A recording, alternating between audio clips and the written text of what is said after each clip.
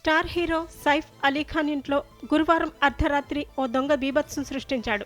ఈ ఘటనలో హీరో సైఫ్ తీవ్రంగా గాయపడ్డారు. దీంతో ఆయనను వెంటనే లీలావతి ఆసుపత్రికి తరలించి చికిత్స అందిస్తున్నారు. ఇప్పటికే ఈ విషయం తెలుసుకున్న పోలీసులు సైఫ్ ఇంటికి చేరుకుని కేసు నమోదు చేసుకుని దర్యాప్తు చేపట్టారు. దాడి అనంతరం పారిపోయిన నిందితుడిని పట్టుకునేందుకు పోలీసులు బృందాలుగా ఏర్పడి గాలింపు చేపట్టారు. ఘటనపై సినీ నటులు చిరంజీవి, ఎన్టీఆర్ విచారం వ్యక్తం చేశారు. విషయం తెలిసి తాము షాక్ అయ్యామని, సైఫ్ అలీ ఖాన్ పై దాడి నన్ను ఎంతగానో కలచివేసింది.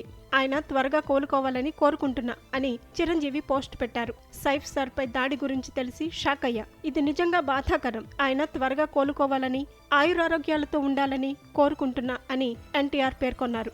మరోవైపు సైఫ్ పై జరిగిన దాడిపై బాలీవుడ్ సినీ ప్రముఖులు ఆరా తీస్తున్నారు. ఇప్పటికే ఎంపీ సుప్రియా సూలే సైఫ్ అలీ ఖాన్ కుటుంబ పరిస్థితి గురించి ఆరా తీశారు.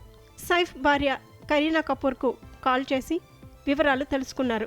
ఉదయం 3:30 సైఫ్ను ఆసుపత్రికి తీసుకువచ్చారని, అతడి శరీరంలో 6 చోట్ల గాయాలు అయ్యాయని, 2 చోట్ల లోతుగా గాయాలయ్యాయని తెలుస్తోంది. పూర్తి చికిత్స తర్వాత సైఫ్ ఆరోగ్యం గురించి పూర్తిగా చెప్పగలమని వైద్యులు తెలిపారు. సైఫ్ అలీ ఖాన్, ఎన్టీఆర్ కలిసి దేవరా చిత్రంలో నటించారు. డైరెక్టర్ కొరటాల శివ తెరకెక్కించిన ఈ చిత్రం గతేడాది థియేటర్లలో విడుదలై విజయాన్ని అందుకుంది.